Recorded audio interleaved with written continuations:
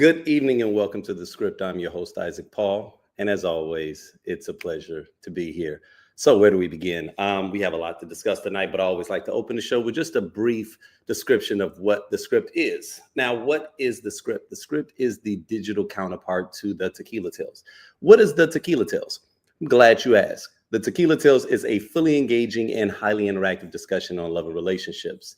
What it is not is a panel discussion. And week after week, I am certain to make it known that that is what The Script is not, right? Or the Tequila Tales. And largely because, with panel discussions, the goal is to come in to hear other people speak, right? Is to hear either a panel of experts or a panel of influencers. But with the Tequila Tales, our motto is with love, we all have a story to tell. And so my goal has always been to get those authentic stories from the very people that attend our events. So it is a live show. We've been doing it for over 12 years. The Script is the digital counterpart to the Tequila Tales, okay? It is a collaborative effort between myself, the Tequila Tales, and blackdoctor.org. Now, what is blackdoctor.org? Blackdoctor.org is an organization that seeks to align individuals with healthcare practitioners that are people of color, right? Now, there's absolutely nothing wrong with anyone else, right? And that is not what the goal is of blackdoctor.org. But one of the things that people learn inside of this field is that there are times where individuals feel like their needs or their concerns are not always being heard appropriately because sometimes individuals may lack certain cultural understanding that someone that comes from a similar background as you may have, right? And once again, this is not saying that other doctors are not magnificent, but there are times where people seek to have a healthcare practitioner that may understand them on a more core level. And so the very foundation of blackdoctor.org is to align people with those healthcare practitioners and people of color. So we're talking not only physical health, but we're talking mental health, we're talking financial health and emotional health. And so this partnership that I've had with them over the last year and a half has been pretty fantastic.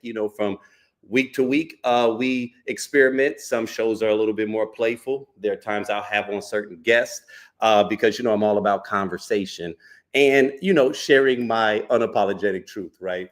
But this particular episode is going to be a little bit different. This one's going to be more of a solo episode. And as you know, or as you can tell, we've started a little bit later. And it was largely because there's just a massive amount of things that was happening. This was actually a down week. I was not planning on going live, but because there is so much that's happening, and I know that the audience that, we've obtained, they'll not only tap in live, but oftentimes they may listen to the follow-up show. And so, because there's so much that's happening in the news and so much that's not being shared in the news, right? Which we'll get to in a moment, I felt like, it was almost my civic duty to go live today to just share some of my thoughts, right? But before I dig deep, for those of you all that are watching live, okay, we are streaming right now on multiple platforms, about 5. We are going through multiple YouTube platforms and multiple Facebook platforms. So regardless of what room you're in, you may be in a room where you are the only person, or there may be only a few people in that room. But what I want you to know is that if you make a comment through this particular platform that I am using right now, I can actually see your comments and I can engage with you in real time. So if you are watching me live, I want you to feel comfortable with being able to comment and I can actually see the comments that you make. And I'm gonna be real with you because it is a little late and, I'm feeling frisky. If you so want to jump into this discussion with me, go ahead and put that in the comment section. I will send you a link and I will bring you to the stage because that's what kind of night this is, okay? I am ready to have a discussion. I'm not going to keep y'all for very long, but because it is a Tuesday evening, hopefully many of you all are already settling down. It depends on what time zone you're watching this from. But for me, in the time zone that I'm in, it's nighttime. And so, with the Tequila Tales, I often pull up a libation. Hopefully you've grabbed one also. And with that being said, man, let's go ahead and let's get into it. Where are we going to start? We are going to start with this fun little segment called In the News. Now, I'm calling this in the news, but really what I should be calling this is not in the news, right? So let's go ahead and let's share what I feel is probably the most major news story that is being severely underreported right now. Major Ukrainian operation. So I'm going to just read this directly from my notes and then we'll go ahead and we'll dig right into it. So, Operation Spiderweb, strategic drone assault. On June 1st, Ukraine launched Operation Spiderweb, deploying 117 drones in a coordinated strike on 4 Russian air bases. The operation destroyed or damaged 41 aircrafts, including Tu-95 and Tu-22M bombers, accounting for approximately 34% of Russia's strategic bomber fleet. The estimated financial impact is around $7 billion. This significant operation was overseen by President Zelensky and Ukraine's Security Service, SBU, highlighting Ukraine's growing capability to conduct deep strikes into Russian territory. Attack on the Kerch, which is the Crimean bridge. On June 3rd, Ukraine's SBU executed a calculated underwater bombing of the Kerch Bridge, a critical link between Russia and occupied Crimea. Approximately 1,100 kilograms of explosives planted over several months severely damaged the bridge's structural supports. This marks the third Ukrainian attack on the bridge since 2022, disrupting a vital military supply route, symbolically challenging Russian claims over Crimea. Russian military response: intensified strikes on Ukrainian cities. In retaliation, Russia has escalated attacks on Ukrainian suburban centers, notably a rocket assault on Sumy on July 3rd, resulting in at least 4 civilian deaths and 25 injuries, targeting residential areas and medical facilities. President Zelensky condemned the attack as a deliberate act against civilians. Ongoing ground offenses. Russian forces continue their offensive operations in eastern Ukraine, particularly around Kupiansk, in the Donetsk, I'm totally jacking that up, Oblast. These offensives aim to gain territorial control and disrupt Ukrainian defensive lines. Now, there are peace talks and diplomatic efforts. Former Russian President Dmitry Medvedev stated that Russia seeks the complete destruction of Ukraine, indicating a lack of interest in compromise or genuine peace negotiations. This hardline position underscores the challenges facing diplomatic resolutions. There is some international support and strategic alliances, however. There is a formation of a coalition of the willing. Pretty dope name, by the way. In response to the ongoing conflict, a coalition of 31 countries led by the UK and France has pledged enhanced support for Ukraine. This includes readiness to participate in a peacekeeping force contingent upon a formal ceasefire or peace agreement, aiming to provide security guarantees and to deter further aggression. Now, the main reason that I even started with giving that is because when this story first broke on Sunday afternoon, it had my absolute attention. Okay. I found the story via Threads. Now, if you are tuning in and this is your first time watching, I will go ahead and share my guilty pleasure in recent months has been Threads. When the social media app, which is kind of like the counterpart to Instagram, was first launched, I was a little skeptical. It felt like one of those things where it's like, is this going to last? Because it felt like it was the Twitter counterpart. But as I just slowly got into it, I was like, okay, this is actually a pretty fun app. And it had largely to do with the algorithm that I felt was rather generous in a sense of while I wasn't following anyone, it was very much tapped into the kinds of things that I found interesting, right? And I think I just like the overall tone and the purity of the algorithm in the sense that it wasn't sending me antagonistic posts to kind of get me roused up, but it was kind of like a feel-good app. I was reading things about things that I actually cared about. And so it's been my guilty pleasure, right? And, we'll get into that a little bit more But I actually found out about this story through Threads, not from any breaking news headlines. All my applications, whether it been Apple News or C-SPAN or, Time. Normally when something big happens, there's bells and whistles happening everywhere.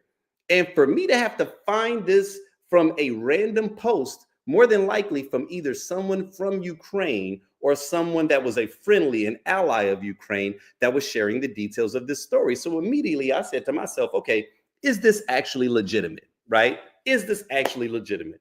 I was going to actually debut a new segment tonight called Everybody's Grifting. We'll save that for next week, but that is the truth. I feel like everybody is grifting nowadays, and 9 times out of 10, you have to check to see, is this actually something that is legitimate? Or is this someone that's utilizing AI, or they're somehow being monetized through one of these social media platforms? And as a result, their primary goal is just getting attention, right? Getting clicks, because the more engagement that they get, they're being compensated by these social media sites. So I was skeptical.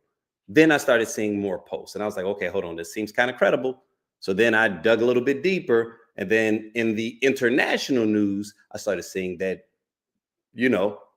periodicals that I consider to be credible or credible-ish were reporting on it. And there was multiple international sites that were reporting on it. But I was like, okay, all right, so this is legitimate. So in the group threads, I even kind of sent it to some of the homies. And normally they're super on top of everything. So it took them a while to hit me back. And we were all like, man, this is like some 007 shit, right? Like it really felt like something that was fascinating. Okay. And, I'll go ahead and be very transparent. I am a fan of Ukraine. I love everything that I think that they are doing right now because I believe in their sovereignty as a nation. And I have been completely against what I feel has been incredibly aggressive acts on behalf of Russia in everything. Okay. So I know that right now, this current administration has been walking that back. And now all of a sudden we're supposed to be best friends with someone who a former Republican administration labeled as the axis of evil. So I'm still old school. Okay. I haven't drank the Kool-Aid.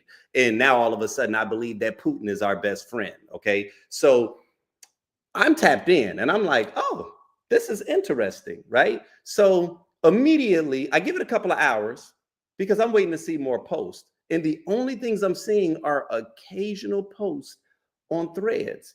So a little bit later in the evening, I go to CNN, right? Because if you know anything about CNN, and so historically, CNN was normally my go-to news network, all right? That's been subsequently and enormously, falling short as I just continue to go down this path, because who used to be kind of like the fair and balanced and, who I felt was the trusted news network, they've been a little sketchy, right? And like literally the past several years, to be honest with you, but they do have a couple of people on that network that I was fond of. Now, to be very clear, many of them have already been removed or nullified. So that's why they are kind of becoming a shell of their former selves, just to be very transparent. But a lot of times they are normally still my first go-to, because I know that at the very least, they attempt to, as much as possible, march the middle of the road, right? If we're looking at politics, we know that on the left, we would probably have an MSNBC, right? And on the right, we would have a Fox News. We know that CNN, as much as possible, attempts to walk the middle of the road. Now, the middle of the road is kind of been incredibly skewed because the right has been going far into crazydom. And so it feels like the middle is not really the real middle, right? And that is one of the things that I think frustrates me about CNN, is their unwillingness to acknowledge this, to acknowledge that the right has been hijacked by extremists. And so you can't really always give voice to claims that are just non-factual, and we'll just leave it at that. But I was curious. I was like, okay, this is interesting, and I kind of want to get some feedback.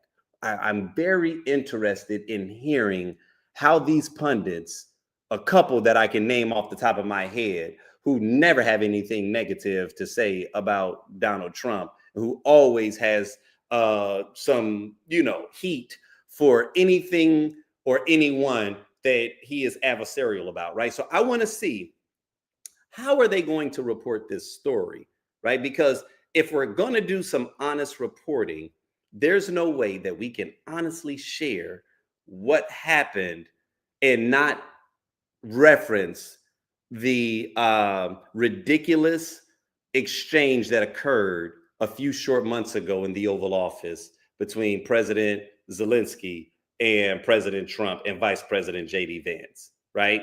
Like, that made major headline news. It ruled our news cycle for a couple of weeks because of how absolutely outrageous and disrespectful it was, right? The fact that that conversation had devolved into petty bickering and a lot of the Republican officials castigating President Zelensky for not wearing a suit during wartime.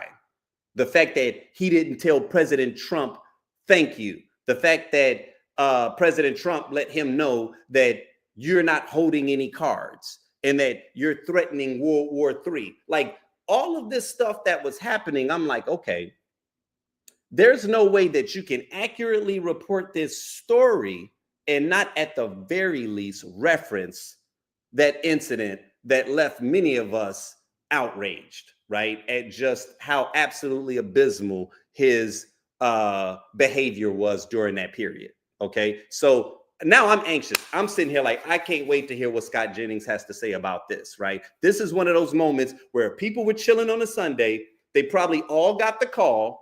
I'm about to see Anderson Cooper. I'm about to see Wolf Blitzer. I'm about to see the whole lineup. They might even call back Don Lemon. I'm like, this is incredible. This is one of the most incredible military operations.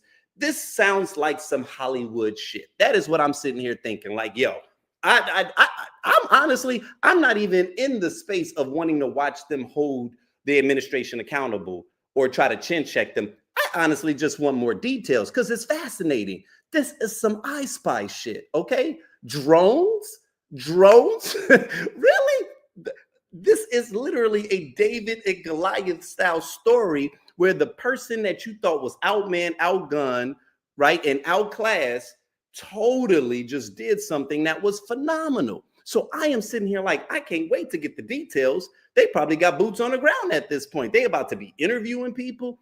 I know that the network of nonstop punditry, right, of panels upon panels upon panels. Don't let an election happen. You got John King with this huge IMAX ass board pushing shit to the side like he's on the Minority Report, right? Like, they literally have so many panels that they just have to have them in different locations, okay? They got a 5-man panel right here that's, got Wolf Blitzer on it. You got a 5-man panel over here that's got Anderson Cooper.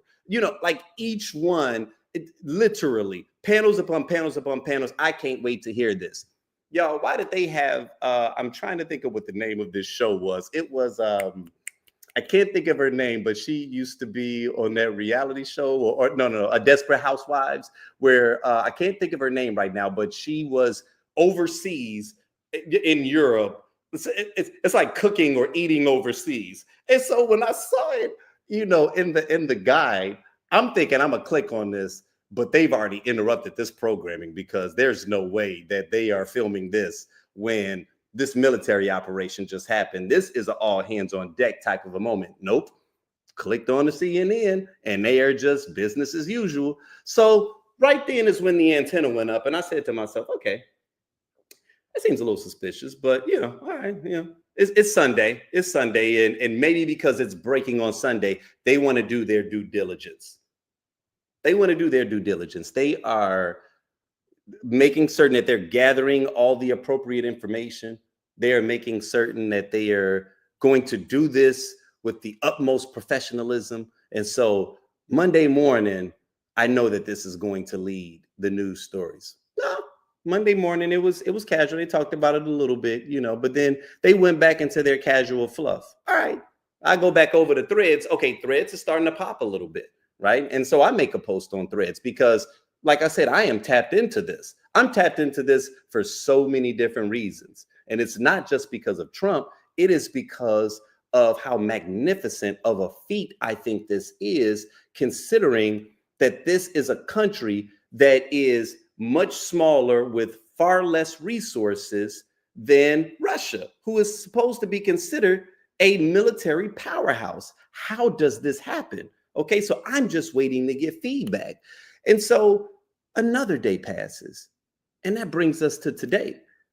And I literally put on CNN and I kept it on in the background. And I kid you all not, over the course of about 4 to 5 hours, I saw maybe at most 3, 4, 5 minutes dedicated to this. Now, it's not just like this was the holdover from the first thing, but Ukraine actually did another mission today where they destroyed the bridge that I just talked about. And that's what they talked about for 3 to 4 minutes. You all, I saw stories on AI dating apps. I saw stories on the defamation suit against the My Pillow guy. I saw stories about the Elon Musk tweet and the big, beautiful bill. I'm like, okay, see, now at this point, something else is happening. Something else is happening. And I am trying to figure out, am I in a twilight zone as to why this is not top of the news and everybody is not talking about this? It feels a bit like a media blackout. And that to me is fascinating. That is fascinating. So I make a post. And I'm going to go ahead and share the post with you because I want to share some of the comments that came beyond this post. Because see, I made the post in 2 separate locations. I made the post on Facebook and then I made the post on Threads. So because they're all meta companies, many times when I make a post on Facebook, it'll automatically share over to Threads. But you know, I'm long-winded. And so when you make a post that is longer than what one post is on Threads, it will not share a long post on Threads because it has to be cut into smaller, different threads if what you're trying to share is a narrative. So I was like, you know what? I'll share it on both because Facebook is where like my friends, my family, high school and college friends are. But Threads, you know, honest to God, I really don't have a very large following on Threads because I'm just interacting. I'm being playful on Threads. I'm still learning this app, but I enjoy the engagement. So because Threads is a little bit more of a community, open community centered space, I was like, I'll just share this over there too, right? No expectations out of either one. I just wanted to share my thoughts, okay? On Facebook, I got some feedback, but we're talking 14, 15 likes or loves from people that follow me. You know, I'm expecting to be suppressed on Facebook. Meanwhile, over on Threads, upwards of 10,000 loves already, right? Over 150,000 views from just this particular thread. So now I'm noticing, okay, while my friends and my community, this may not be trending in the Black spaces just yet, over here on Threads, when I'm able to tap in and actually say, okay, yeah, I'm talking about Ukraine, something different is happening over here, right? There's no media blackout that's happening from an international perspective. So I'm going to read my post, and then I'm going to share a couple of the comments that I thought was rather fascinating. And then we'll just get into really why I think that this is something that is a lot bigger than just a news story that is being undershared, right? Or underreported, because I honestly think that this is something that's a little deeper and a little more sinister, if I'm being very transparent. But we'll go ahead and we'll get into the specifics of my post. So I said, something is off, sinister even. Over the last few days, we've witnessed one of the most efficient, precise, and powerful military operations of the last decade. And somehow it's resulted in 0 casualties. In a world addicted to spectacle and body counts, that silence is deafening. This is David versus Goliath in real time. A supposed underdog, underfunded and outgunned, is now on offense, systematically dismantling what used to be one of the world's strongest militaries. It's the stuff of movies. It's the kind of headline you'd expect to dominate news cycles. So why isn't it? The White House is dead quiet. Trump, Our rage tweeting clone truther is nowhere to be found. CNN, 5 minutes of coverage in 4 hours. But hey, at least I know AI is ruining dating apps. I know you fucking lying. This isn't oversight. It's intentional. Coordinated silence. Because no one wants to admit that they were wrong. Not the administration that mocked Zelensky. Not the pundits that treated him like a cosplay soldier. Not Trump, who bet on the wrong horse and can't afford to fold. But the real scandal is the media's complicity. This is absolutely newsworthy. And they know it. But they are following cues from a rattled White House trying to minimize the fallout. Here's the thing. You can suppress headlines, but you can't undo facts. Russia just got humiliated on a global stage, and that should terrify every system built on the illusion of dominance. Because the real danger isn't just what happened, it's the realization spreading like wildfire. You don't need limitless power to make seismic change. You just need focus, patience, and the courage to strike smart. If I were invested in control through helplessness, I want to bury that too.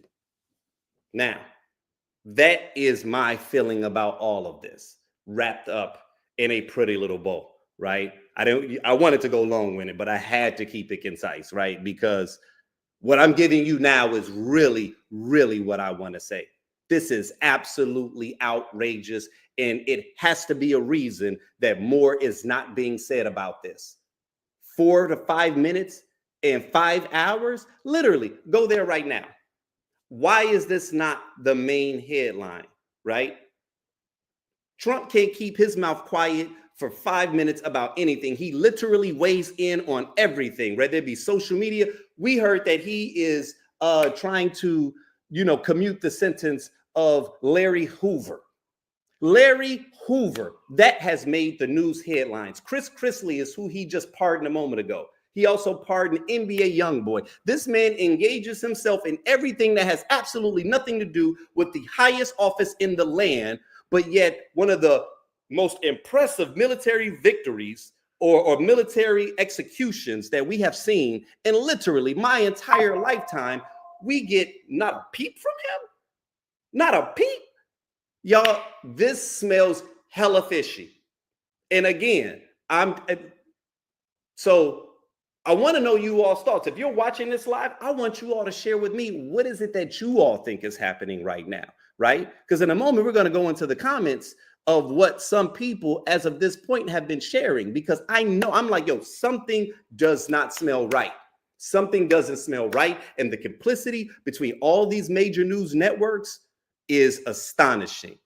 I literally was watching Abby Phillips earlier today, and they talked about, of course, the trans stuff. They talked about the big, beautiful bill. They talked about, first off, they had a lighter panel than what they normally had. So that I found to be a little bit suspicious. And there were a few moments where there was one of the pundits that said something with regards to, they talked about the renaming, Pete Hegseth wanting to rename one of the battleships and the new suggestions. Now they want to throw us, Harriet Tubman, Sojourner Truth, a couple of other black people, black and brown people, let's see if we can lead them off the scent.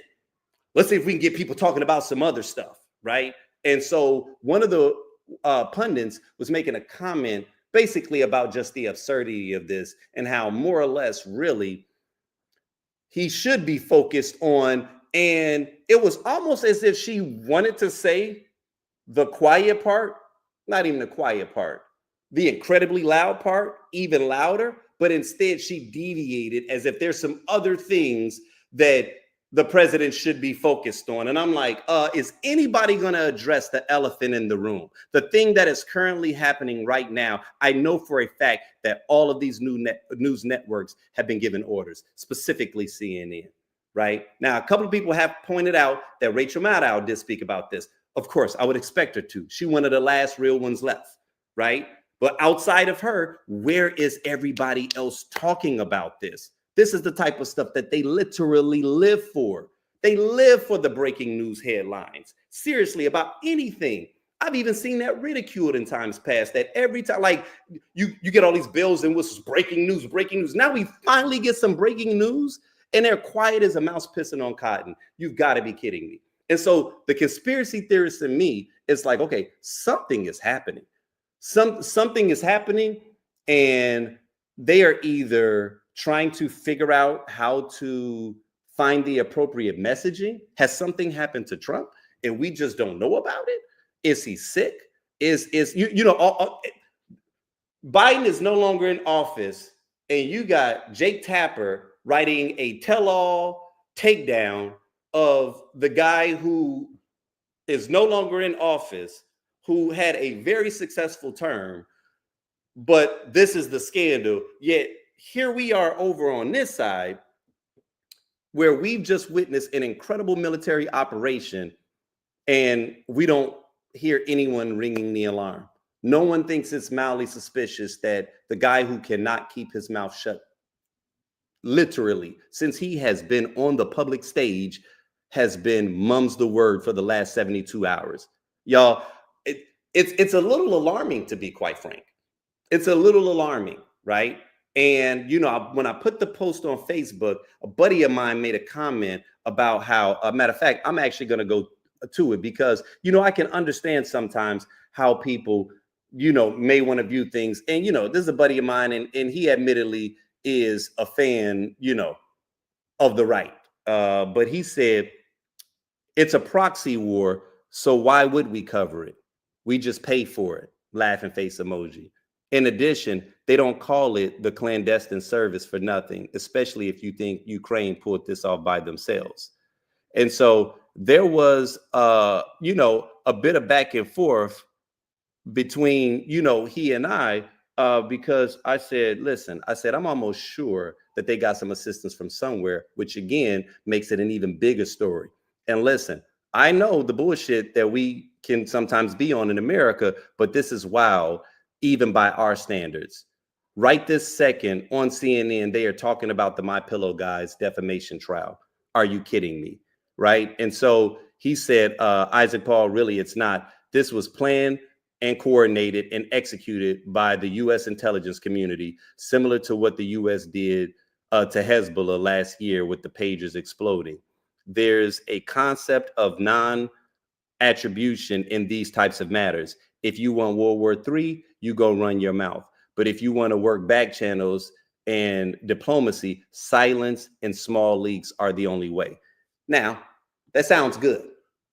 That sounds good because what you're referring to are the actions that happened in the last administration when we had adults at the helm.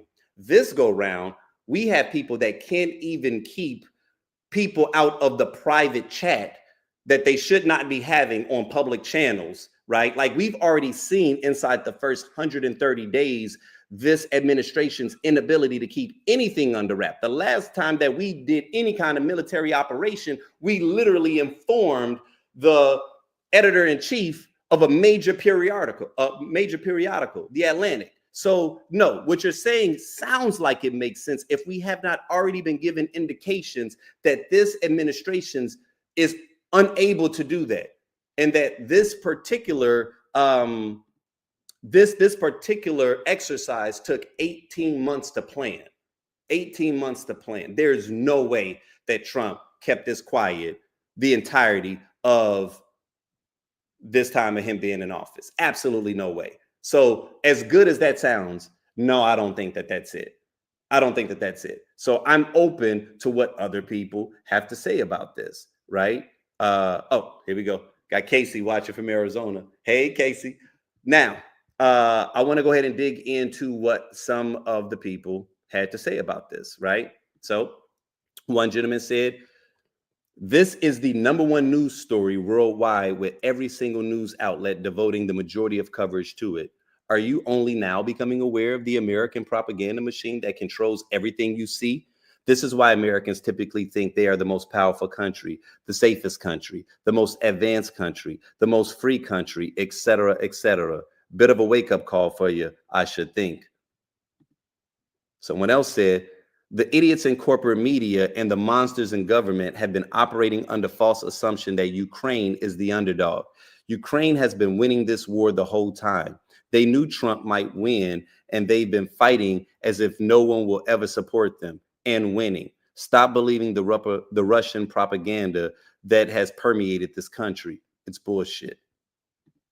Someone else said, I think everyone in the world is beginning to realize that anyone with a few $1,000s and an axe to grind can do untold damage using off-the-shelf technology. I suspect every military intelligence agency in the world is meeting nonstop to figure out how to defend against such small-scale, remote, and distributed attacks. Sadly, the U.S. has a TV personality with a private green room leading our military and other TV personalities as president leading our response. See, now we're getting into what I start to think is going on. I think on one level, there is major concern, right? And not necessarily major concern from a space of, oh man, you're going to get other people here domestically doing things because they realize that they can make stuff. It's like, nah, first off, we're already over surveillanced as it is, and it's not saying that people here can't touch you, because they obviously can.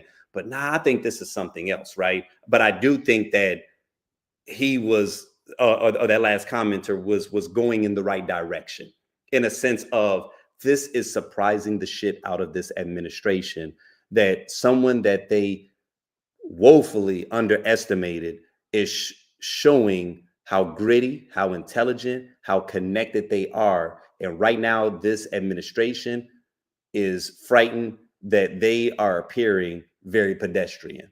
They appear like they are falling asleep at the wheel. How were you all not involved in this?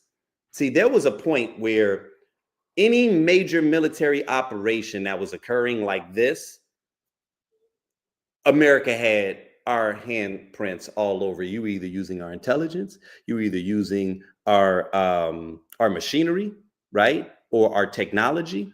We were always investing in this. That was part of America's strength. It wasn't just economic; it was military strength, right? But for something this complex to occur and to destroy 34% of their military resources, not one casualty, and they kept their mouth quiet for 18 months. Yeah. Now you got to wonder, okay, what else can they do? That's one. Two, what else do they have planned? And three, damn, we haven't been watching our six. And not necessarily that we have to guard against Ukraine, but, oh, wow, we didn't even think about this type of warfare. And so now it's all hands on deck trying to see, is the same thing going to happen to us, right? Is the same thing going to happen to us? Because while we've been more concentrating on banning trans athletes from competing, while we've been worried more about DEI, right? Our enemies and our adversaries, they are aware of the chaos that exists inside of our nation right now.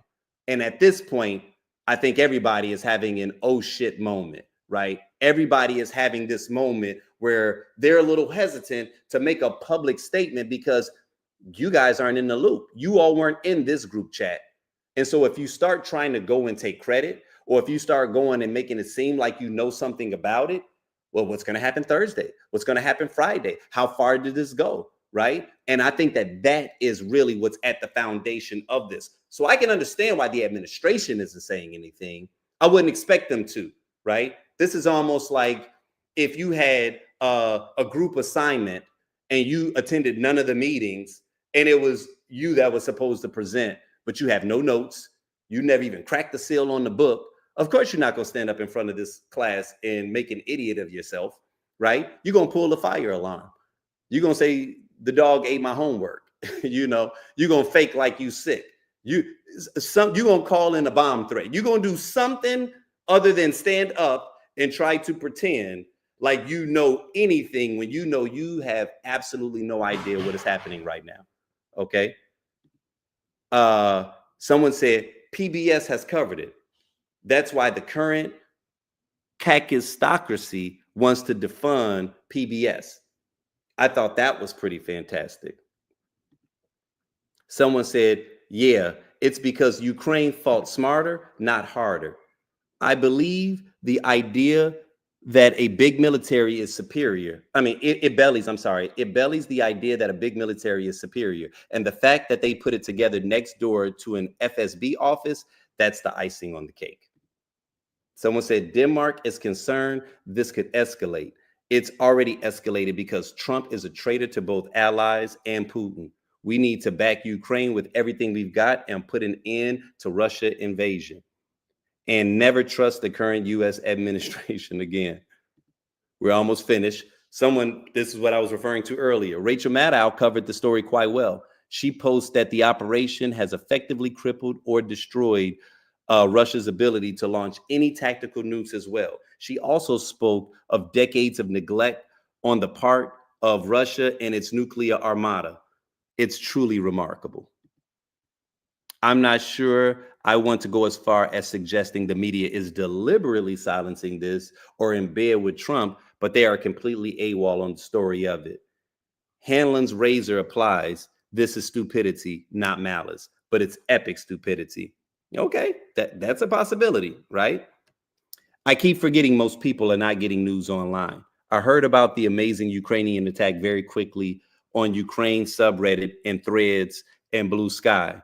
And the right-wing media is truly awful. Fox called it Russia's Pearl Harbor, a deliberate lie and an insult to the U.S. for how Pearl Harbor actually occurred. And finally, because we targeted weapons, not people, it's not getting coverage in your country because there's no cost benefit. It's all over the news here. We're rejoicing. It's monumental for us. But you're under ICE attack, having food stamps eliminated. So anything outside of Tulsa doesn't get airplay. That's the sad reality. And that to me is fascinating. That's fascinating, right? Because like I said, this is one of those moments where I'm like, okay, you obviously you see complicity on the side of the media in not reporting this, right? But I think even I got surprised that I'm not seeing other outlets report it. And I'm talking about specifically even inside of the African American space, right? Because anytime something trends with us, oh, we can make a story popular very quickly. And on most of our major news platforms that are culture centered, mum is the word, right? But I kind of know why. And it's because in most cases, while I've noticed in recent years, there is a bit more of a deliberate, purposeful, attempt at reporting current events, they're still taking their cues from mainstream media. So if you see a shade room, if you see a baller alert that comments on these things, they're normally pulling the content from CNN. They're pulling it from Fox News. They're pulling it from MSNBC, from C-SPAN. And therein lies the issue, is that if they aren't reporting it, then we aren't getting it. And this is one of those things where it's like, yeah, this is very dangerous, right? This is very dangerous because one of the things that we've learned in this last election is an over-reliance on traditional media can severely cripple you. Many people give Joe Rogan the credit for why Trump was able to win the White House. Trump's willingness to go on all these different blogs, all these different podcasts, is what allowed him to be able to reach a broader audience that mainstream media is no longer reaching. And in this moment is when I'm starting to understand, yeah, and herein lies the danger, right? Because if you don't have a platform, or if we don't have the kind of media that actually is reporting stories that are relevant, not just to you inside of your community, but globally.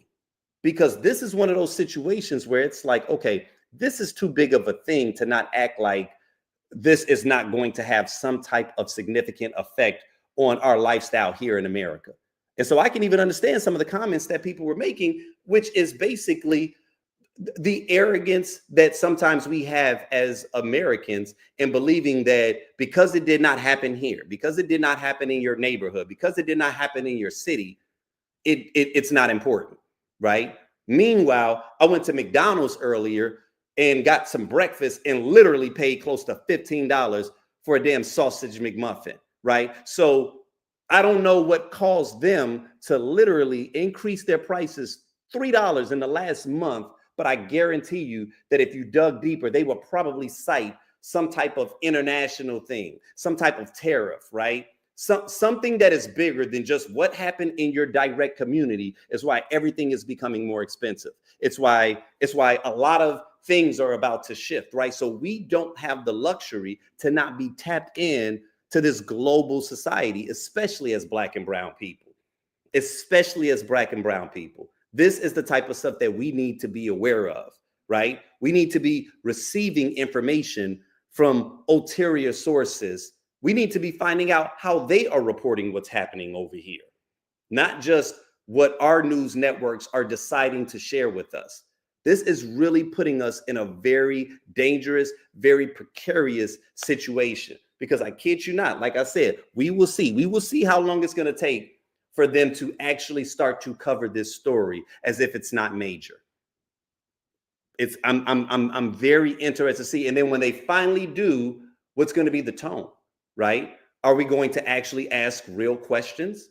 Are we going to reference what happened during the Zelensky Trump Oval Office meeting?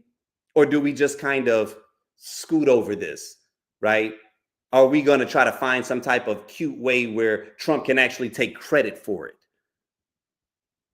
Absolutely outrageous, you guys. Absolutely outrageous. And like I said, I know I hopped on late, but listen, I send them via DM, put them in the comments thread afterwards. This is something that I want to know people's feedback on. And this is something that I'm going to remain tapped into because now what was first just like a, hey, good job, Ukraine. I'm in solidarity with them. Now the silence is more of the story for me right now personally than the story itself, because it means, okay, something else is awry. And that something is something that is going to affect us, whether or not we want to acknowledge it, right? So again, that's my opinion, you guys. I could be dead ass wrong, but if you all are telling me that something about this is not fishy, only time will tell. Okay. Now, on to the next topic, which I thought was kind of interesting. Chrisley knows how to break out of prison, apparently. Okay. So it looks like Chrisley knows best, and now he knows the right people too. In a twist worthy of reality TV, Todd Chrisley just got the ultimate plot twist: a presidential pardon from Donald Trump. So what I want to do is get into how, the Southern charm, the Southern charmer was able to talk his way out of federal time. Now, here's the details for those of y'all that may not be aware. Todd and Julie Chrisley, stars of the reality TV show Chrisley Knows Best, were convicted in 2022 on multiple federal charges, including bank fraud and tax evasion. Prosecutors alleged that the couple submitted falsified documents to secure over $30 million in loans, which they used to fund a lavish lifestyle. Additionally, they were accused of concealing income from their reality shows to evade nearly $500,000 in taxes. Todd was sentenced to 12 years in prison, and Julie received a 7-year sentence. They began serving their sentences January of 2023. On May 27, 2025, President Donald Trump granted full pardons to both Todd and Julie Chrisley. The decision followed advocacy efforts by their daughter, Savannah Chrisley, who argued that her parents were unfairly targeted due to their conservative beliefs and high-profile status.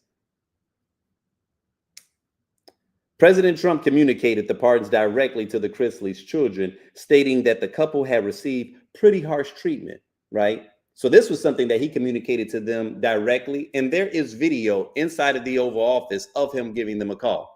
Mum's the word on this Ukraine-Russia conflict, but cameras were all over the place during this particular call because this is real news. The pardons have sparked controversy, with critics accusing President Trump of using his clemency powers to reward political allies and supporters.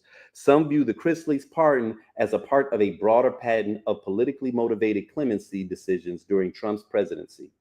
Following their relief, Todd and Jumi Chrisley returned to their home in Nashville, Tennessee. They have announced plans to relaunch their podcast, Chrisley Confessions, and are reportedly working on a new reality series that will document their legal battles and life after prison. So there you have it. What's really important to America, right? So important that this was discussed in the Oval Office, okay? However, there was a plot twist that I did find to be rather fascinating, and I just want you all to see what was the first thing that Todd Chrisley said upon release when he spoke to the press. Being consumed with pride while at the same time knowing that this is a long shot because so many people are told no. And being in the prison system, anyone that says that it's a fair shake, it's not. Because I dealt with young African-American males in the prison that I was in that were not treated the same. They were denied programming. They were denied access to certain things. I was not denied that, but we know why I wasn't denied that. And so I think that is a much bigger picture that we all as a society as a whole need to look at, that we are one. And whether you're Republican, Democrat, or whatever, at the end of the day, when you're in that hospital, you don't care if it's a Democrat treating you or a Republican. Now, some of you may, but I want whoever's going to be the best person to do that. Well, there you have it. Okay. My man got released and got woke. He got released and got woke. That I did not see in my bingo card for 2025. That I ain't gonna lie. I had to give that brother a slow clap. I had to give him a slow clap because while I don't necessarily think he deserved to be pardoned more so than a long list of other people that probably did crimes that were far less heinous, you know, I do have to acknowledge that, you know, there are times where you utilize your privilege in a way that has incredible value, right? And, you know, who knows if it stops there? Who knows if, you know, he continues down that path of giving voice to those that he recognizes did not have voice? That's going to be fascinating. That's going to be very, very fascinating to see if he continues down that path and once again, just uses his voice in a way that benefits marginalized communities. You know, it's not something that I expect. It's not something that I think immediately absolves him of his wrongdoing or his guilt. But it is something that I will have to say, man, kudos for realizing that you were granted something primarily because of your privilege. And even in the face of it, even in the face of knowing that you are saying something that's probably going to go against how Trump feels about that particular situation, to the point where he probably damn near wants to rescind the pardon. You know, he probably had to check with his attorneys. Now, can he rescind this pardon once he signs it? All right, cool, because I got something I want to say. You know, I'm very curious to know how that conversation occurred, right? Because that was awfully gutsy. That was awfully gutsy.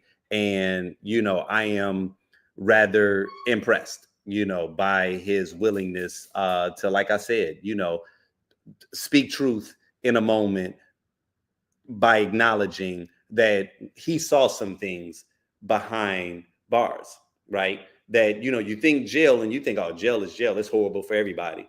And yeah, I know he could not wait to get up out of there. But even in getting out of there, he had to acknowledge that while I was in there, oh, they were definitely treating me differently.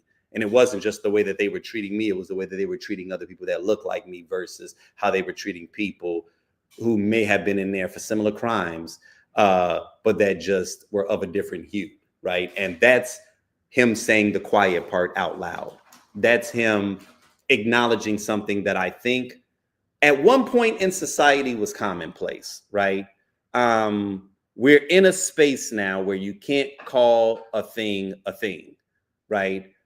We have to twist and contort ourselves because the mere acknowledgement of something, I think people feel like it makes them guilty, right? And you know,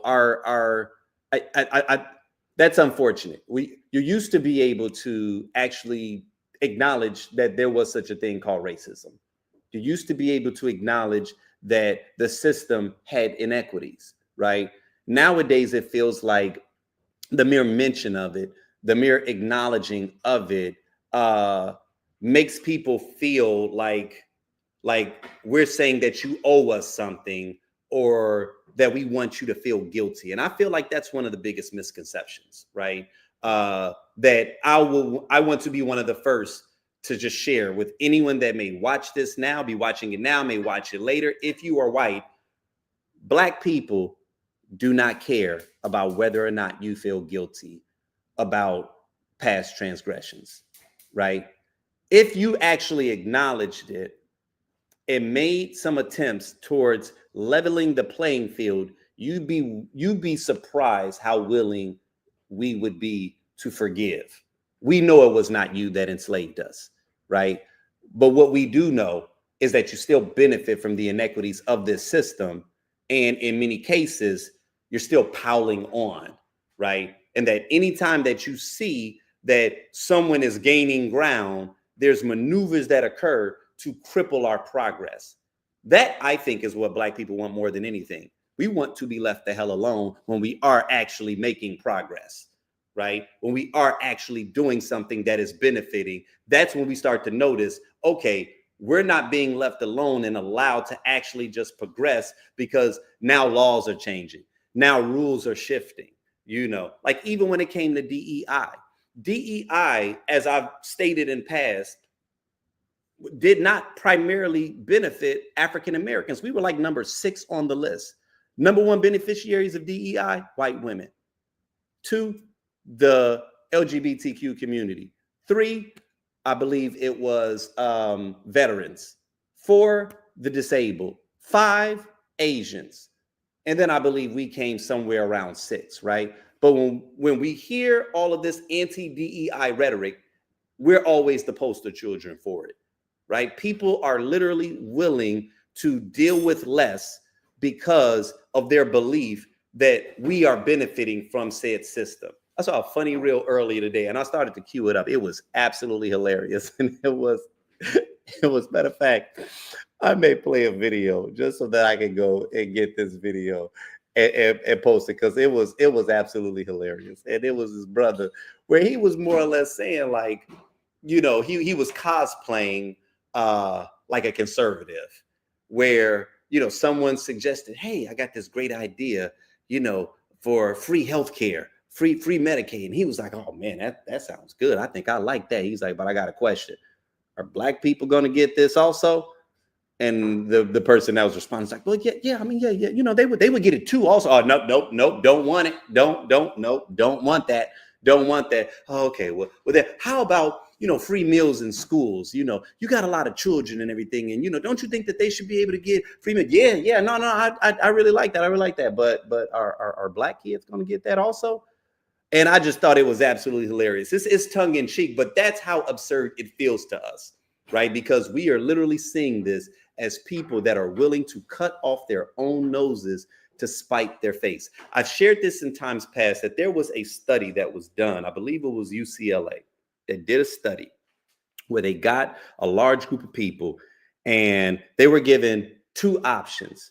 They said, would you rather make $100,000 a year, but you are aware that your coworkers are making $200,000 a year? Or would you prefer option B, where you only make $50,000 a year, but all your coworkers are making $25,000 a year? And they said that the results of this study were astonishing, because it was literally split down the middle. And half of the people that took this survey said that they would prefer to make $50,000 a year as long as their coworkers only made 25. And that blew my mind when I first heard this. I was like, you got to be shitting me. Are you serious? Someone would literally take half of something that they can get because they are more concerned with making more than their counterparts, right? And that, to me, in summation, is what divides us even politically, is that half of Americans view life that way. I just got to be better than you. I don't care if I'm eating shit, as long as you eating worse tasting shit, right? Like that is really what racism is built off of. That is why racism was used as a tool so that we could ignore classism. I think, what was the quote? I believe it was Lyndon B. Johnson about how if you could convince even the lowest of white men that they are better than the best of black people, that they will literally give you the money out of their pocket. Yeah, that is what he was referring to in that statement. He was referring to people's willingness to deal with less, to vote and do things that are against their own self-interest, the own interests of themselves, their family, their loved ones, as long as other people are not getting it as well. And that to me is just it's such a fascinating thing to encounter and to know that while we're having these political discussions and these political debates, and many of us can't understand how some people made certain decisions, that at its foundation, that's kind of why, right? It's because some of us are trying to do our personal best and others are just trying to do better than you, right? We can all be doing shitty as long as I'm doing better than you. And I mean, I think there's a lot of debates that can be waged as it relates to how that plays out in our society, but I do think that it is crippling us right now, as a nation. But kudos to Chrisley for just at the very least acknowledging his inequity. And like I said, man, giving voice to the thing that we are all very much familiar with. Now, on to the last current events topic.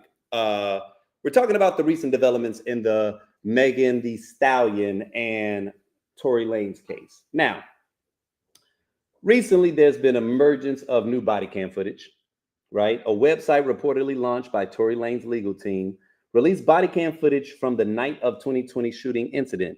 In the video, Megan Thee Stallion is heard telling police officers that she wasn't shot but injured by glass.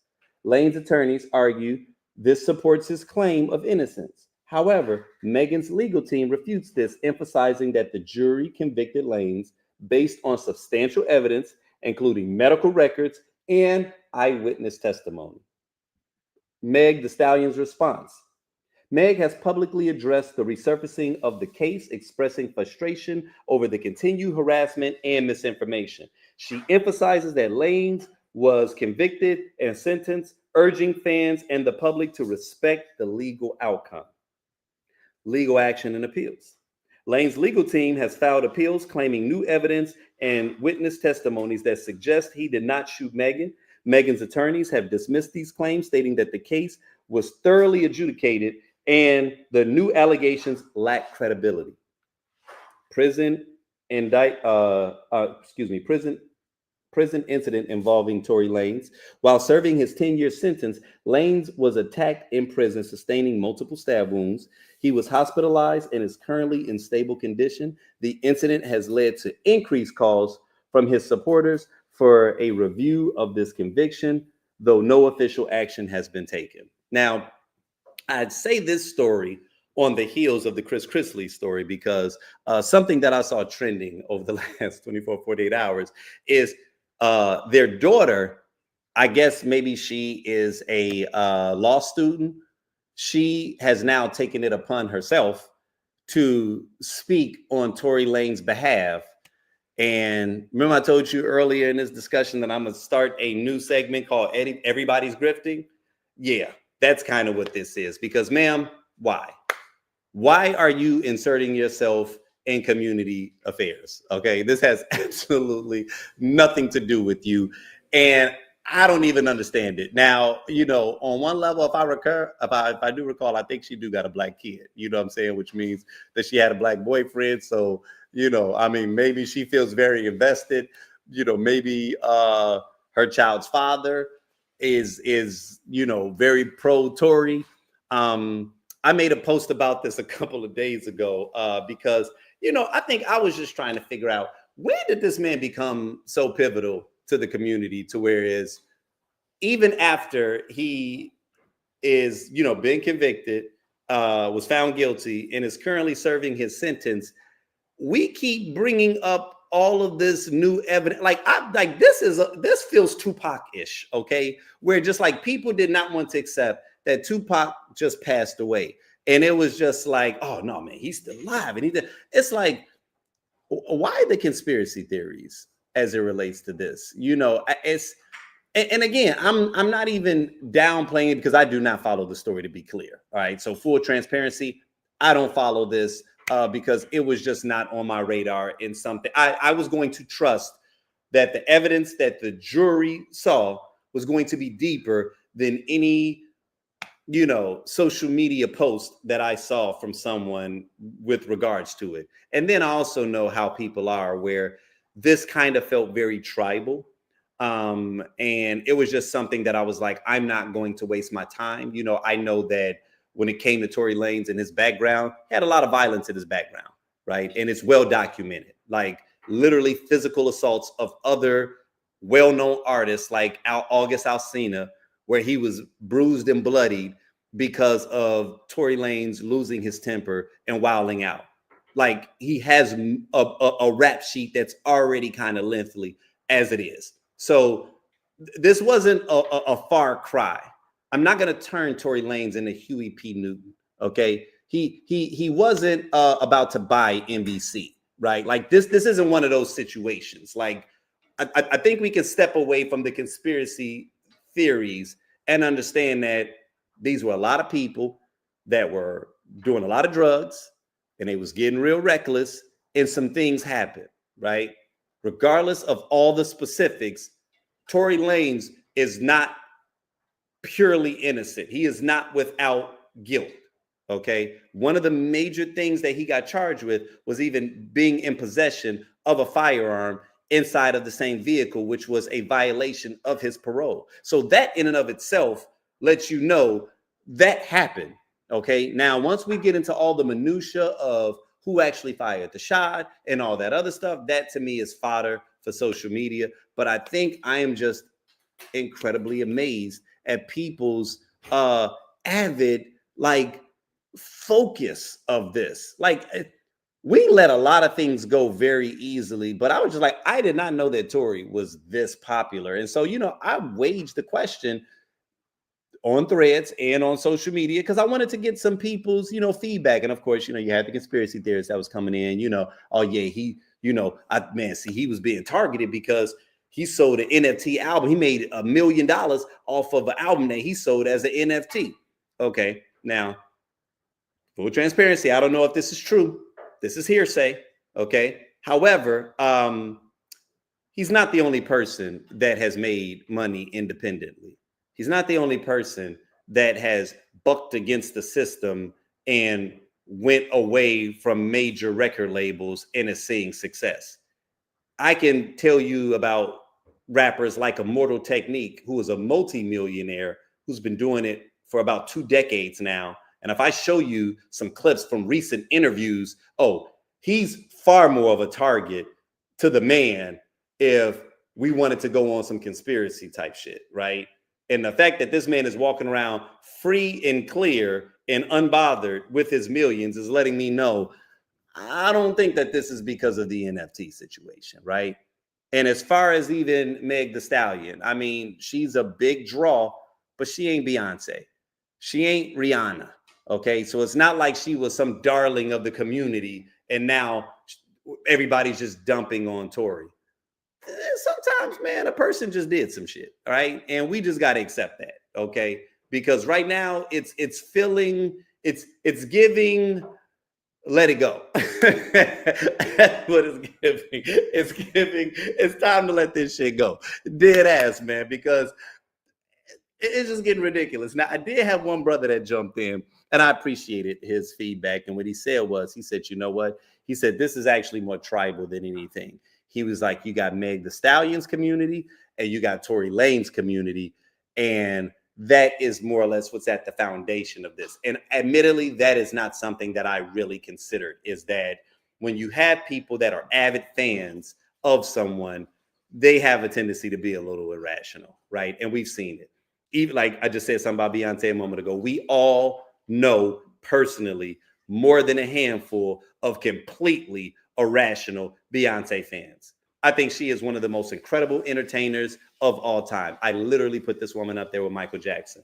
But sometimes when I see the way people act and operate as it relates to this woman, it's like, y'all love this woman more than her own mama does. Okay. I need y'all to calm down. And sometimes the things that they come up with and the things that they create, it feels like urban legend type stuff, right? Whether you love or you hate her, that is what fandom does to people. And so I didn't think about that this is not a black man versus black woman scenario, but it's really more both of their avid fan bases getting this stuff to trend. Because from what I was seeing in my news feed, I think that's why I was getting concerned, because, when you start to see a lot more influencers start to weigh in on this, and even ones that you think are sensible that are, oh man, there's new evidence. And then they showing all these memes and then all this other stuff. And it's like, why is this a topic of conversation? All the stuff that's happening in this world, like why are we relitigating something that has already been litigated a year and a half ago? Like, this guy has never had any hit singles. And not to say that means he deserves to be in jail, but just to say, I didn't think that his fame warranted the amount of constant, investment in the news cycle as he's been given. I'm like, there must be something else that I'm not thinking about. You know what I'm saying? And is this really anti-black woman sentiment, that's masquerading as people that are really into the legalities of the state of the case? And so, I thought it was outrageous. But yeah, man, I'm gonna just say, as it relates to my personal opinion, it's time to let this go, man. It's time to let it go. All right. Now, I normally will close out sometimes with a segment that, I like to call the opinion. And it's where I give my opinion on something, but this is actually going to be interesting because before we jump into my opinion, we're going to do this segment that I generally will call Stay Out of the Comments. Okay, stay out of the comments, man. And listen, I don't know about y'all, but when it comes to me, the comment section seldom lets you down, man. The comment section continues to give heat, right? Like, there are times where the post is just mildly funny or mildly entertaining, but you go into that comment section and it's like, this is one of the most incredible posts that I've ever seen. I recently saw a post of a guy who was making like a pro-America song, and he was holding this guitar, and the song was absolute trash. Okay, it was one of the most horrible songs that you have ever heard. But it sounds like one of them type of songs that you might hear if you walk into a Walmart on 4th of July, right? But just the visual and the song was trash. So, and I'm trying to figure out, why is this in my news feed? You know what I'm saying? Like, normally my news feed is a little more curated than this. Anytime that happens, I go to the comment section because I know, oh no, Meta didn't send me this because they thought I would like the content. They're sending me this because they know I'm about to go in them comments, right? Oh my God, when I tell you that these comments, it is one of the best posts that I've ever seen, because the solidarity of how horrible this guy was. I mean, you had veterans that was like, thank you, sir, I now regret my service.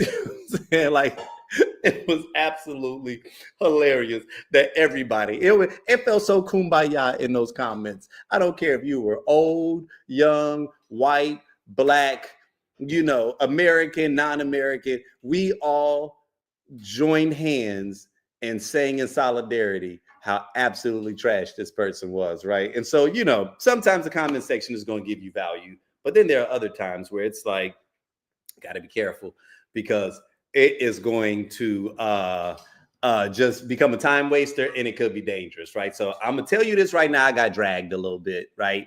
And if you're watching this live, feel free to give me your feedback, or if you tap in later on, like I said, feel free to send me a DM and be like, no, Ike, you was dead wrong, okay? Because I saw something, I commented, right? I gave my opinion, was not attempting to be mean-spirited, but I don't know. I'll let you guys be the judge. So we will start with the post, okay? So it starts with the woman, who said, after 15 to 20 minutes of unsuccessful putting my 9-month-old to sleep, I get up to check on my 5-year-old bonus son in his room, just curled up on his bed, staring at the wall. I guess his tablet died, so he couldn't watch the show, and he didn't feel like playing. I walk into his room and I ask, "Hey, baby, are you doing okay?" He continues to lay there and said, "I miss my mom." And it hit me. Even though I was only across the hall for 15 minutes to put his brother down for bed, he was missing out on the cuddles and closeness that he was used to having 100% when he was with his mom for the last week. And when he comes back here, he has to share time, cuddles, and parents. It shifts dramatically. And though most time he loves being a big brother, some days the change hits hard. And I'll be honest, I'm sure that has to suck sometimes, because as the oldest sibling, as you try to make sure no one takes your place and you are still seen, and to go back and forth between two very different home dynamics, I could imagine can be overwhelming at times. Oh, I'm sorry, dynamics I could imagine can be overwhelming at times. My husband and I do our hardest to make him feel special, seen, and loved. But again, it's different with a sibling. And for him, it's different every week. So as I stare at his teary-eyed boy in front of me, I sit myself at the end of his bed and ask him if he'd like a hug, to which he nods and climbs on my lap so I can hold him. This is my favorite part because most things can be repaired with connection. I have an idea to bring a bunch of kids' books in my room, have us, me, baby brother, and him climb in bed and read together. And when he falls asleep, I'll carry him to his bed. He became giddy at the idea, and he gets to do bedtime and fall asleep with his baby brother. Sure enough, slowly but surely, both boys get tired and fall asleep, and both get carried and tucked into their beds. And I can't help but feel overwhelmed with how lucky I got it in life. It may not be perfect life. It may not be a perfect life, but I sure have built a damn good one. Okay. Feel good post, right? Feel good post. You know what I'm saying? It is supposed to give probably any natural, sane person the warm and cuddlies. Here is a woman that is sharing that she had a bonus son who missed his mom, and she swooped in and nurtured him, and just a great feel good experience. And the kid goes to sleep and all is well with the world, and it ended with a white heart. Now, I read this thread and it was one of those things where I said to myself, I don't even know why I got shot this thread. But something happened earlier that evening where I realized something about AI. So I'm going to backtrack just so I can give some context. I realized something about AI. AI, especially when you're using AI in the creation of content, it's not just helping you to edit, right? There are times, if you're not cautious, it can take liberties, right? And the liberties that it takes can seem small and inconsequential, but AI knows how the system works, right? And so because it knows how the system works, it will throw in a little Easter egg, knowing that that one little Easter egg might be what trips the algorithm. That one little Easter egg might be what causes a different type of person to engage, because they're going to see something that other people aren't seeing. And that's when the conflict happens, right? So even in a seemingly normal post, when utilized, when you utilize AI, it has the potential of making small alterations. And sometimes those small alterations is what gives content traction on social media. So I was already having this thought because of some other realizations that I had earlier that night through some other content, that I was seeing.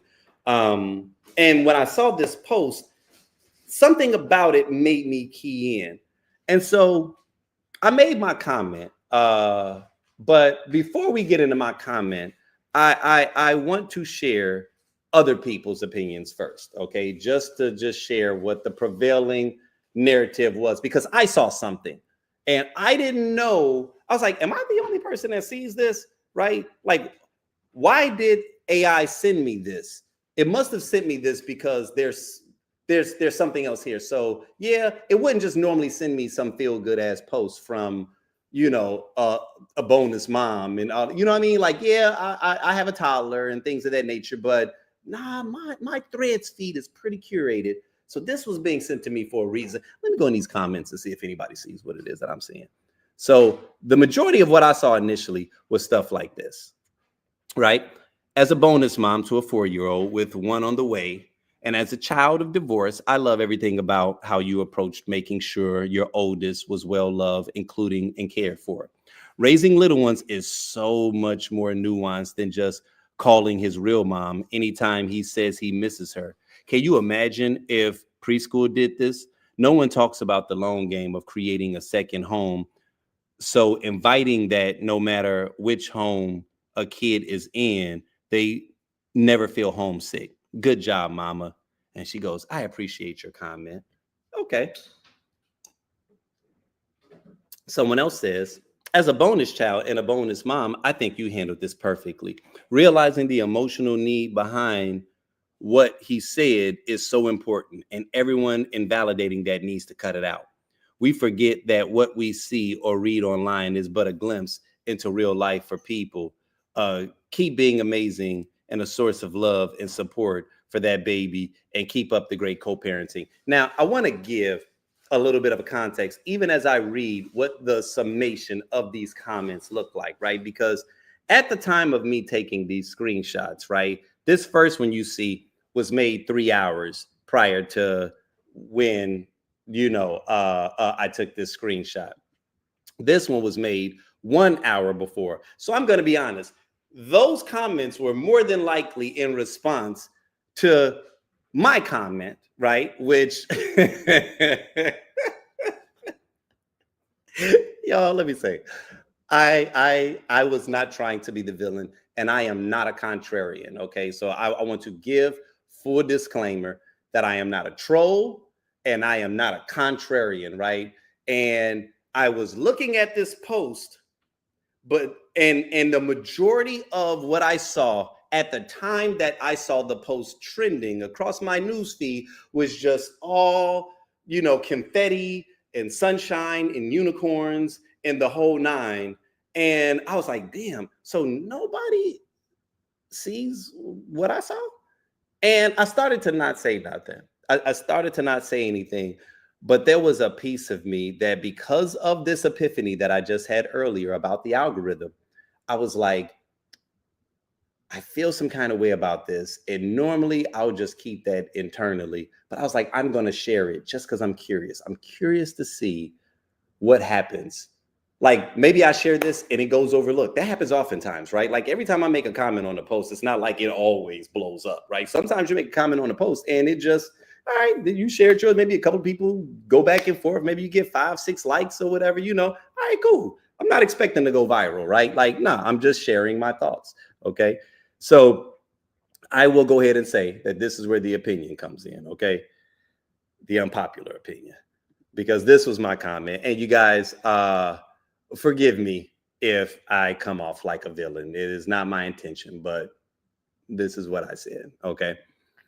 I said, I'm seriously not trying to be an ass on an otherwise feel-good post, but I drew a different conclusion. Your bonus son said, I miss my mom, and the epiphany you had from that was that he desired to spend more time with you.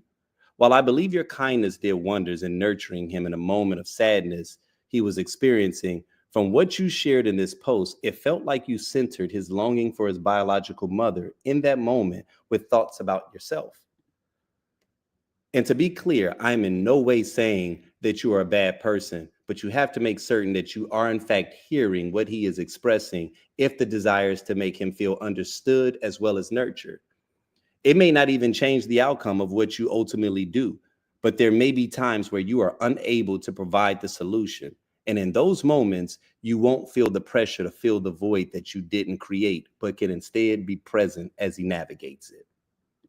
Now, I was not attempting to be an ass, right? And that's why I started with that. And I know people say, hey, listen, not to sound racist, but like that, I kind of did one of those moves. So I was inviting something other than the feel good, shiny, happy vibrations that was happening in this, right? But for whatever reason, something stood out about that post. And I've since gone back and reevaluated it a few different times. Even saw, because y'all listen, when I tell you that they tapped into that post, right? And they were trying to drag me. Now, a few of them people I went back and forth with, because even now, as I am saying this, in certain people that would challenge, and of course, some people would jump and immediately go towards the jugular and just be disrespectful. But then some people really were trying to challenge me, and I would go back and forth, because even as I'm hearing what other people are saying, and I don't know if I'm viewing this wrong, I feel like ultimately what she did in that moment, she should take caution for. Right now, I made it clear that the nurturing aspect I thought was great, right? However, the first thread that she posted, the hook of this entire discussion was, I miss my mom, right? That was where she started with. She started with, I walk into his room and ask, hey, baby, what are you doing? Are you doing okay? He continues to lay there and says, I miss my mom. And it hit me, right? Even though I was across the hall for 15 minutes to put his brother down for bed, he was missing out on the cuddles and the closeness that he was used to having 100% when he was with his mom for the last week. And when he comes back here, he has to share time, cuddles, and parents. It shifts dramatically. Now, I understand the connection that she was attempting to draw. But the danger is you just reduced his mother and the relationship with his mother to a set of things that his mother does that can easily be replaced, right? So it's not that he actually missed his mom, it's that he missed the attention that his mom gave him. And I can actually duplicate that so that he isn't feeling sad, right? And so that was the point that I was making. Like, he says, I miss my mom. And before you validate the emotion, allow him to feel comfort in knowing that it's okay to miss his mom. You said, oh, I had an epiphany. I'm not doing enough, right? And so that to me is dangerous for a couple of different reasons. And the reason of why I shared it was not to be an asshole, but it's to say, I want to share something with you now so that even though the outcome here may have been beneficial, that's dangerous if someone sharing their emotion with you causes you to internalize it in a way where you make it about yourself and something more that you should have been doing, as if him longing for his biological mother, there was something wrong with that, right? She didn't say he was crying. She didn't say that he was depressed. She said that he was sitting there silent. He could have been playing. He didn't want to play. In that moment, he missed a person. And there's nothing wrong with that, right? And I'm not saying leave him alone, because that's when everybody wanted to jump on me. Oh, what do you think she should have done? No. I don't think that her actions were wrong. I don't think that her nurturing him in a moment was wrong. My issue is that I think that the conclusion that she drew in that moment is what's problematic, right? That he said, I miss a person, and you immediately started thinking, oh, okay, really oh, no, it ain't that he misses his mom. Really what he misses is the things that his mom did. Really, he's got a problem with the fact that my attention is diverted. No, you could honestly be a perfect mom. You could be doing everything right. Him longing for his mother in this moment is not an indication that on some level you're coming up short, right? And see, that's what a lot of people have a tendency to do. I've been in relationships with women that do this, right? They may see that I'm in a mood in a moment. I'm going through something. I'm working through something emotionally. I'm aware of it. 90% of the time when I'm around people, I'm happy. I'm optimistic. That's the core of who I am. But there's going to be that 10% where I'm working through something. Maybe I had a bad day. Maybe I don't even 100% know what it is that I'm fighting through. And I just need space to be able to feel this emotion. Now, I'm not saying you got to go run away. I'm not saying that you got to hide in the cage, right? You can coexist with me. I don't need you to try to cheer me up. I don't need you to think that you have the ability to make me feel better in that moment, right? Now, there are times where people can cheer you up, right? But there have been times where they try and it doesn't work. And in those moments where they try and it doesn't work, something unique happens where they start to internalize my bad mood. Because I'm feeling bad, now they start feeling bad. Now they start acting weird around me. And then I become consciously aware that my mood has put them in a bad mood. And then I start feeling guilty. And then as a result of me feeling guilty, then I feel like I got to change how I feel because I'm realizing that I'm manipulating your feelings around me. And so because of that, when I'm dealing with people that have a tendency to do that, it causes me to not want to share emotions with them because they can't handle me not being 100%. Some people can't allow you to experience an emotion with the acknowledgement that it's a very real thing and sit with you in that emotion. They feel like because you're experiencing that emotion, you've got to cheer up, right? They believe that happiness is supposed to be a constant emotion that we just feel 24/7 in life. You know what I'm saying? As if we're not supposed to be disappointed, as if we're not supposed to feel grief, as if we're not supposed to feel frustration, as if we're not supposed to feel longing, as if we're not supposed to feel angry, right? You have to give space for these emotions to exist. And as a parent, I know that it becomes doubly hard because you don't want to watch your child suffer. So I'm not saying that she did anything wrong, but what I'm saying is that in all of those subsequent posts, at no point did she ever address the mother. From that point forward, she jumped into, oh, let me do some things to make you feel better.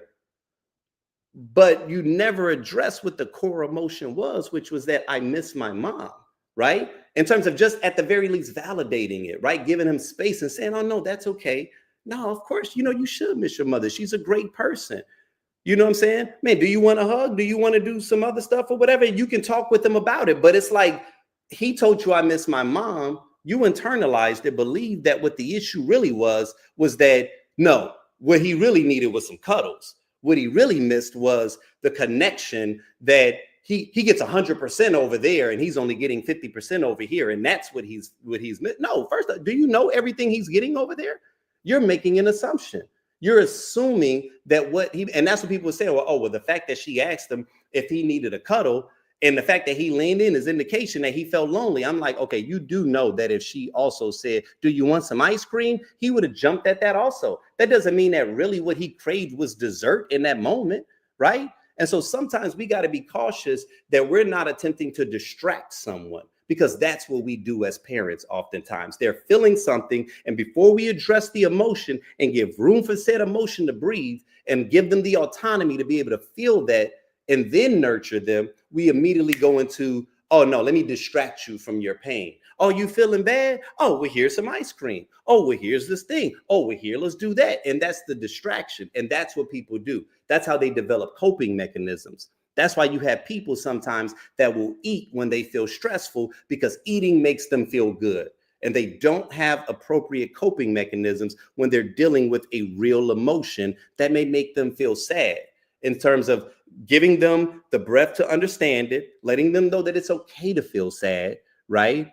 And then slowly drawing them out. Now, I know it feels like I just jumped into that and that maybe I am being presumptive, right?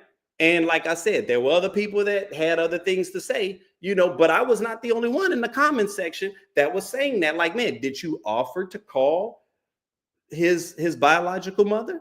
You know what I'm saying? Like, you jumped in an attempt to alleviate the concerns, but what if he genuinely did just long to speak to his mom in that moment, right? Like that's what it's like when you are in a blended family like that. And it's dangerous if you internalize those emotions and you feel like it's your job as the bonus mom to, in the absence of the biological mom, to attempt to replace her, to attempt to supplant her. No, I'm pretty certain that he misses bonus mom when he's around biological mom, right? Because that's who we are. When you add value to our world, I'm going to miss you when I'm not around you. So and I guess what I'm getting at is just me trying to say that it was okay, right? That the conclusion that you drew wasn't that he genuinely missed the person.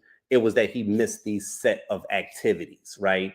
And like I said, I've seen that play out in multiple relationships, not just with me, but with other people, with their inability. You know, you see it all day. Like someone, let's say, is a widower, right? And he or she gets remarried and they really love this new person, but there's going to be moments where they feel grief. There's going to be moments where they miss that old spouse, right? The new spouse has to give space to allow that person to feel. You can't jump in and then automatically internalize it and say, oh, he feels this way because I'm coming up short. Oh, he doesn't love me as a wife because he's thinking about his ex-wife. No, you got to give him space to feel. And I know I'm talking about an adult versus a child, but I do think, because a lot of people try to jump in, oh, you know, it's a 5-year-old. And it's like, okay, let me tell you all something about 5-year-olds. We are constantly undermining and downplaying how complex some of their emotions actually are, right? They may not be able to articulate them very clearly, but it doesn't mean that they're not feeling them. So just because they're 5 years old doesn't mean that you downplay the complexity of what it is that they may be experiencing that they can't really give voice to. And so, yes, I do believe that the solution overall was nurturing, but my concern was did you at the very least address what he told you was what was bothering him? He didn't tell you he missed the cuddles. I could even see if he said, I'm sad. Because if he says I'm sad, then that's a broad, overarching emotion, right? I'm sad. And then you jump in and it's like, oh, okay, let me see if I can make you feel better about that. He didn't say I'm sad. He said, I miss my mom. And you said no. That means he misses cuddles. And I'm like, be careful with that. Be careful with that. Not trying to be a dick. I'm trying to say, listen, while everybody over here is congratulating you, be careful with that, right?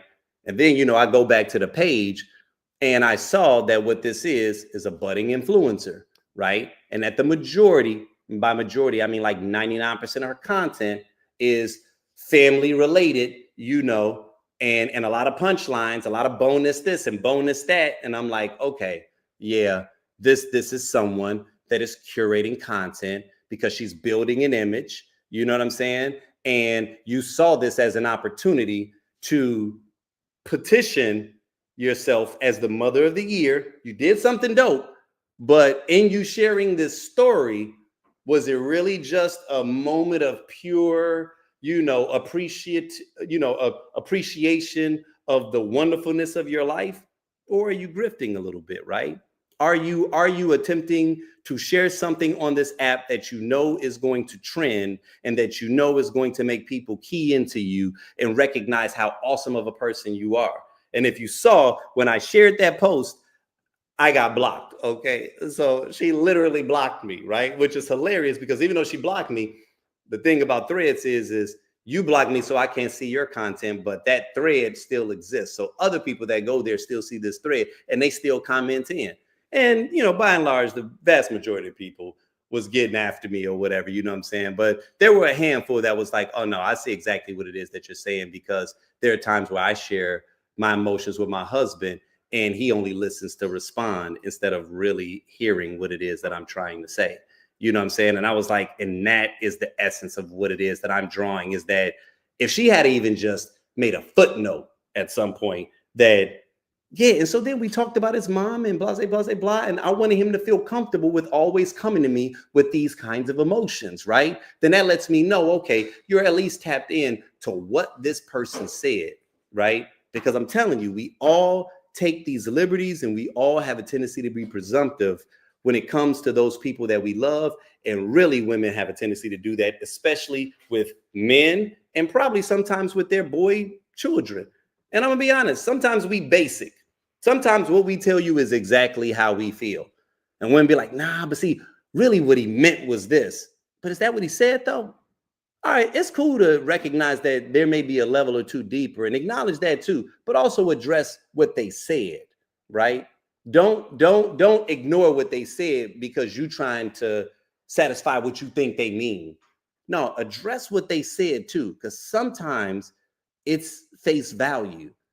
It's not always you know everything. No, this is an individual. This is his own little human. And if he's sharing something with you that says, I miss mom, and every time he does that, you hop into super mom mode because that to you is you internalizing that really on some level, you're inadequate. And that's really what you have a problem with. You have a problem with dealing with that internalized sense of inadequacy because he isn't hoisting you on a pedestal. And in that moment, he misses mom. And then you try to do something bigger.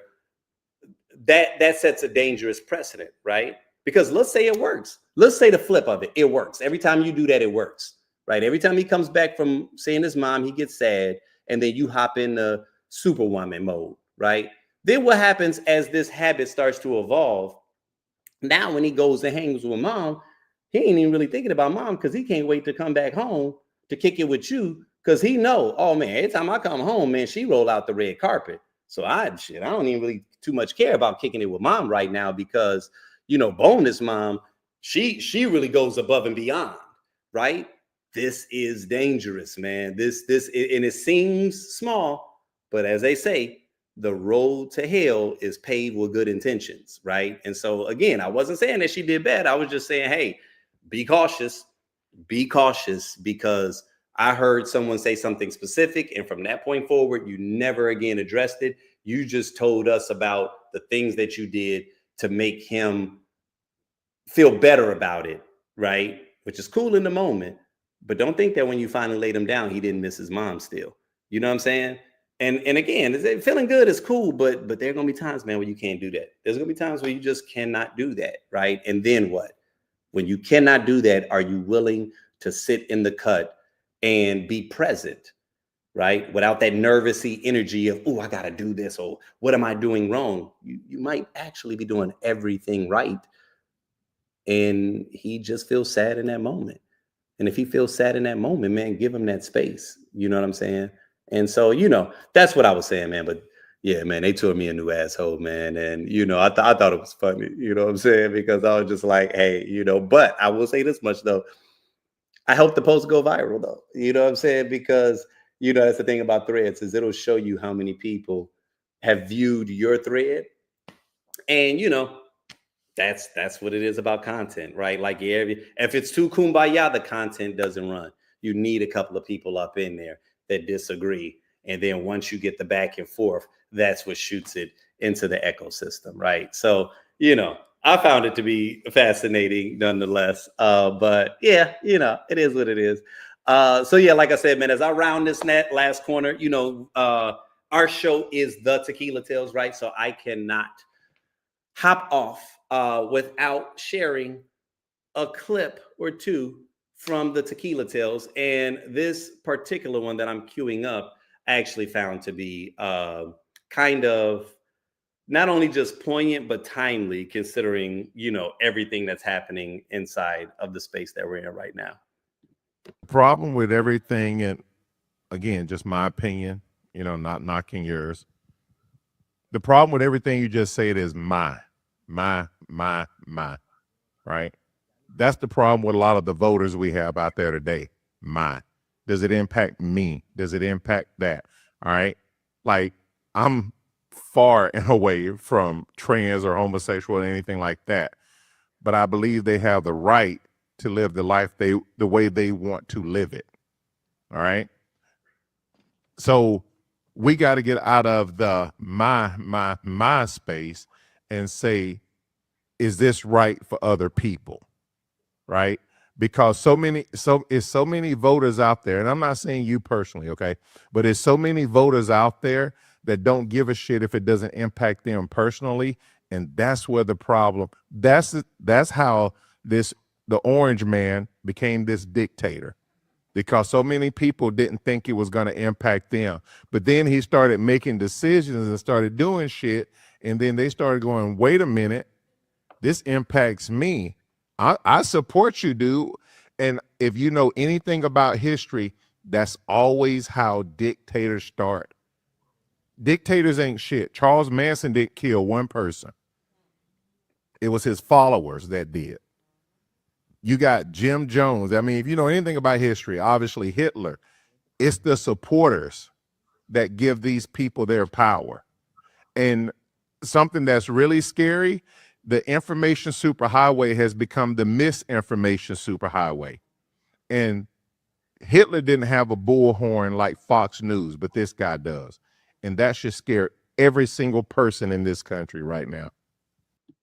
So, I mean, to the idea that we don't have a perfect system, you don't have a perfect ally. Your mother's love is not perfect for you. Your wife or significant other's love is not perfect for you. You do not have a perfect ally that's up in alignment with everything that's important to you. They don't exist. To the idea of being able to ignore things that do not impact you, I want to remind you that we have a president that is in open defiance of 9/0 Supreme Court ruling right now. Open defiance. I read a post earlier today, actually made one, that was speaking to, there's an ad I saw for a temporary company, maybe some of you have seen a temp agency in Louisiana, that's looking to hire farm workers to pick blueberries.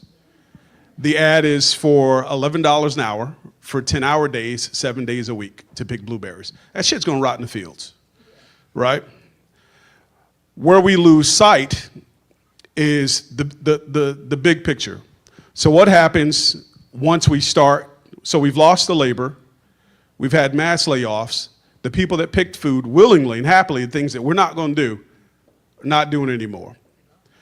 There are $45 billion earmarked for the building of new prisons in the US. Prison labor, quietly, is one of the best kept secrets in the US.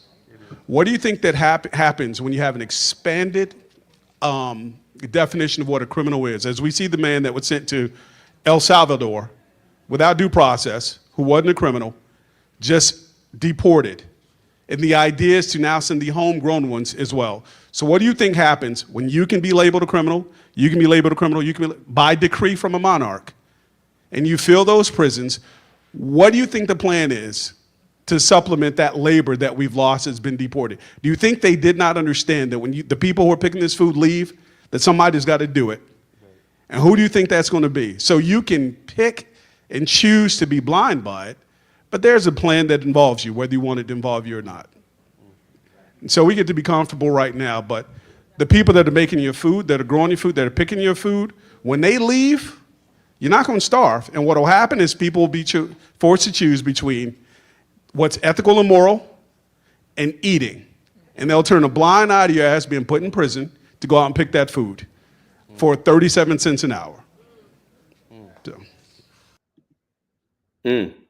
Yeah, you know, that in essence is what the Tequila Tales is. And that is why I wanted to close just with, you know, the reality of like what this platform is, which is an attempt to have open, honest, and engaging dialogue where we challenge one another. You know, a moment ago I was sharing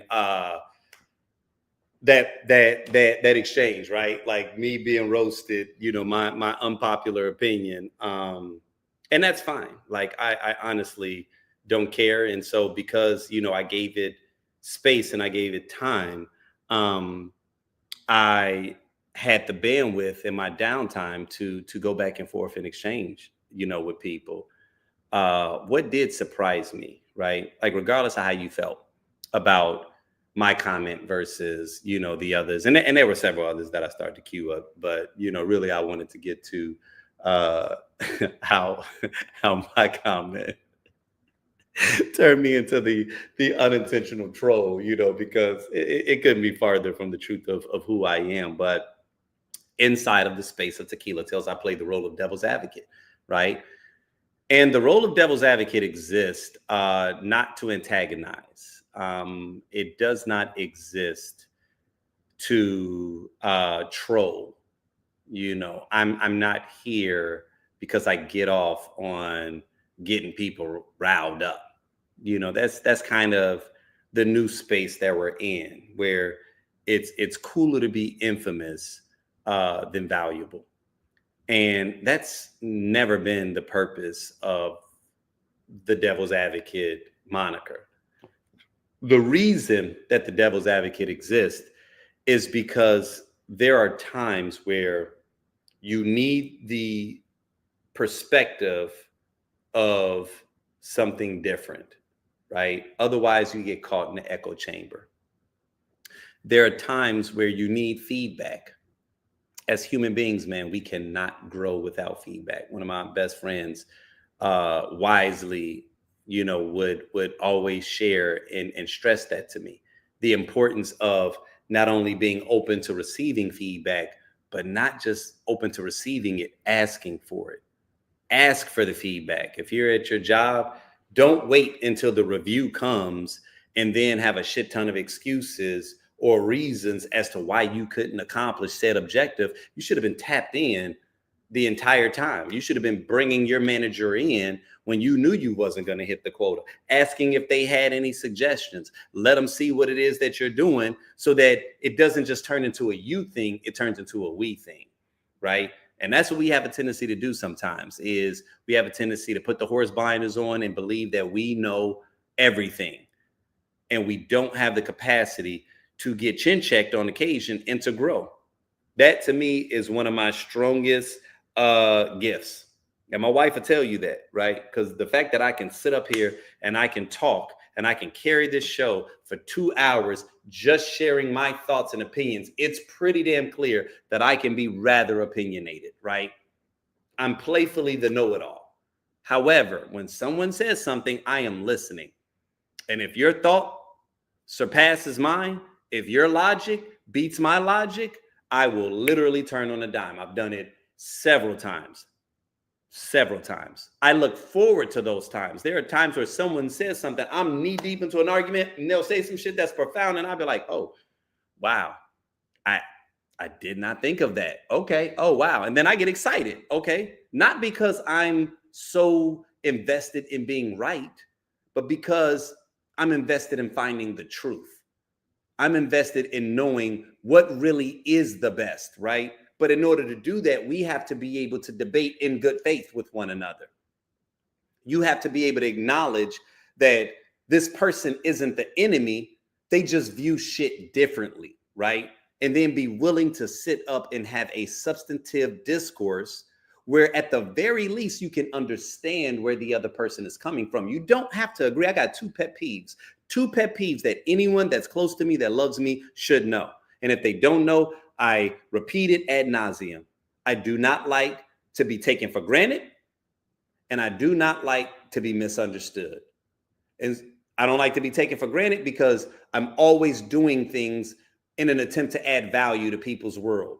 So the only way that I can balance that out is to ensure that I'm not dealing with people that don't recognize the value that I'm adding. I'm not even saying I need all your praise, but I live by a quote in the Bible that says, to never cast your pearls amongst the swine, which to me means never give something of value to someone or something that's not going to appreciate it. Because at that point, you're literally just throwing it away, right? And I'd rather just do my own thing than to be trying to add value to you if you're not going to actually see the value. But then the other thing is I don't like to be misunderstood. And so as a result, I go through a painstaking process of making certain that I understand you, because you got to seek first to understand before you're understood. So I actually want to know where it is that you're coming from, because then we can actually have a conversation. Then we can actually have substantive communication, because I may not agree with you, but if I understand you, then I can respect you. right? And I think that that's kind of what frustrates me a little bit about this new space that we're in politically is a lot of people are grifting. A lot of people are full of shit. A lot of people know that that thing that they're doing is really contrived, but everybody is so invested in the illusion. They're so invested in you believing that they are something that they are not, that they don't really take the time to let you inside and to be understood, because they don't even understand themselves, right? They lying to themselves. So how am I going to understand you if you don't understand yourself, right? But I'm not that person. I actually like to know how people feel. I actually want to know how you feel, because that's going to make you more of a three-dimensional character to me. That to me is how we can get to this next space. And what that exchange showed me was, like I said, I know I started it with not trying to be an ass on an otherwise feel good post, right? I know that sounds like, hey, not trying to be racist, but I'm acknowledging that it's a feel good post. I'm acknowledging that I'm not attempting to be an ass. However, I view this differently. So if what you wanted was a cheering section right now, I'm sorry, you probably shouldn't have put it on the social media page, right? Because you're making this open for other people's thoughts and opinions. And in this moment, I see something that may not have been a problem there, but I know your type. I know it ad nauseum. I kid you not. I can literally off the top of my head name like 10 people that are either connected to me or loosely connected to me that make those exact same type of self-aggrandizing posts.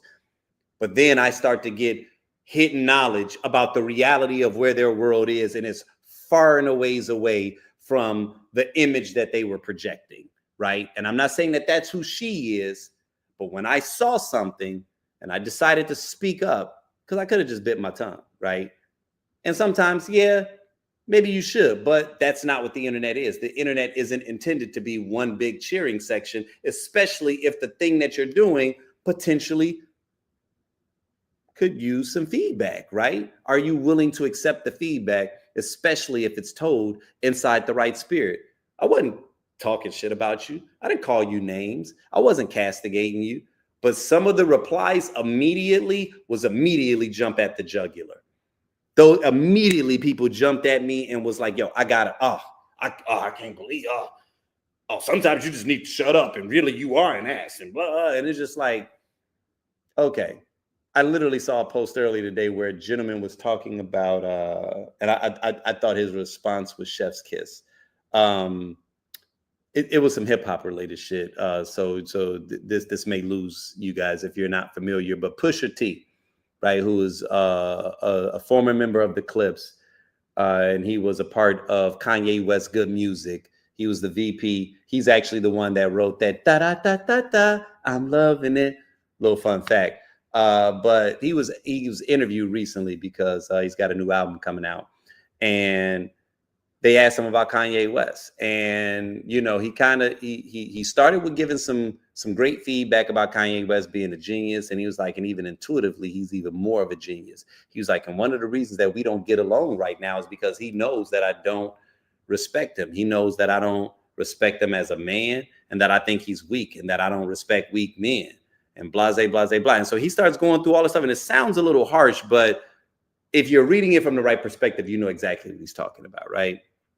A gentleman comes in and he comments under this post where he's like more or less saying that he felt like what Pusha T was saying was kind of harsh, right? In a sense of, man, if I was your friend and I was sharing something that I thought was vulnerable, I was sharing my vulnerability, and you started tearing me down, like that would let me know that you weren't someone that I should have ever been, dealing with and interacting with to begin with. So, something along those lines.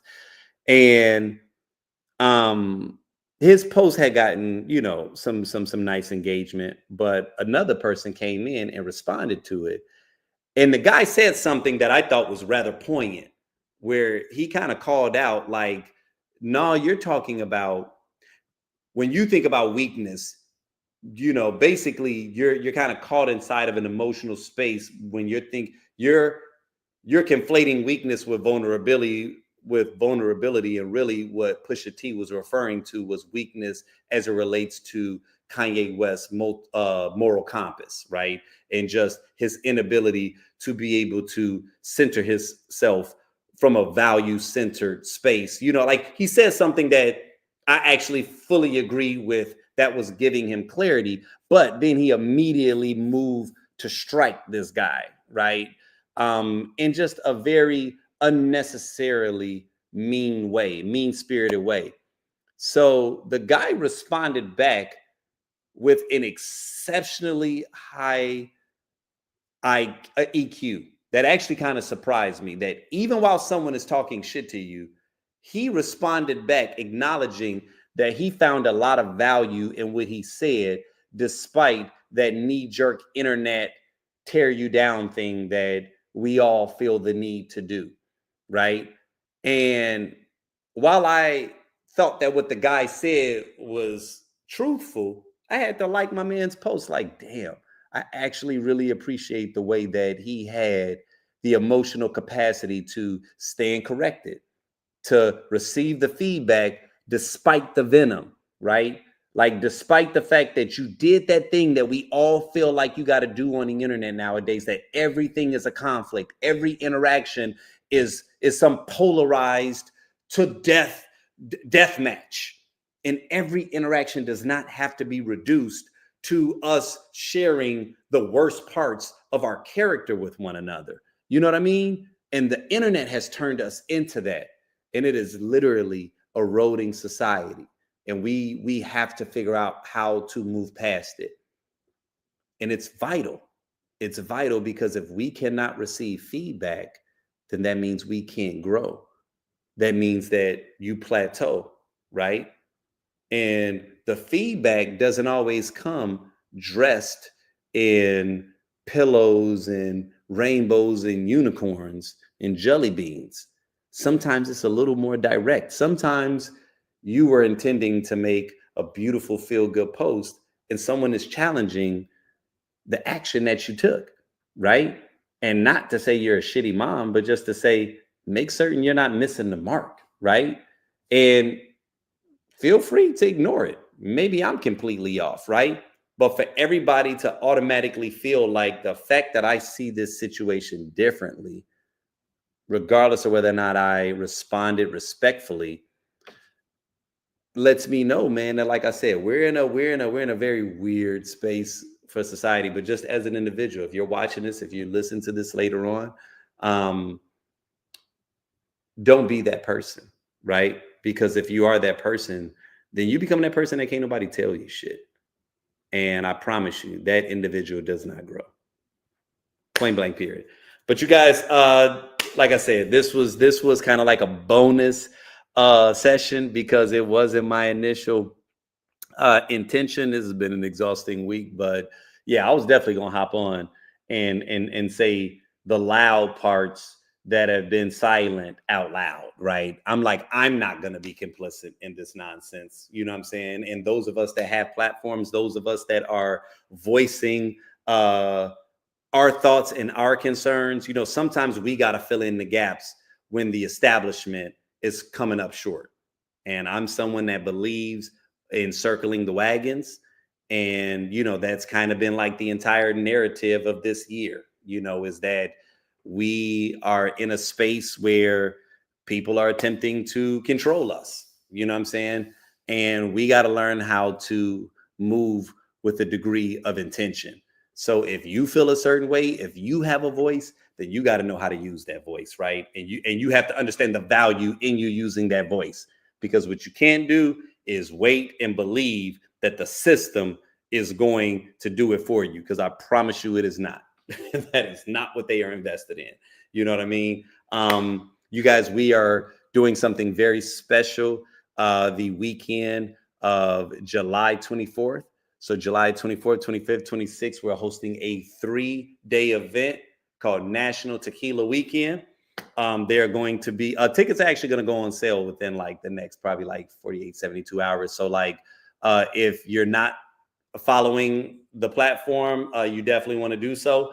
You also want to sign up for the Inner Circle. Go to www.thetequilatales.com and sign up for the Inner Circle, because anytime something that is incredibly important that you just have to know about is happening, that's the best way for me to be able to get that message out. Because once again, we cannot rely on the algorithm. The algorithm is not going to send it to you.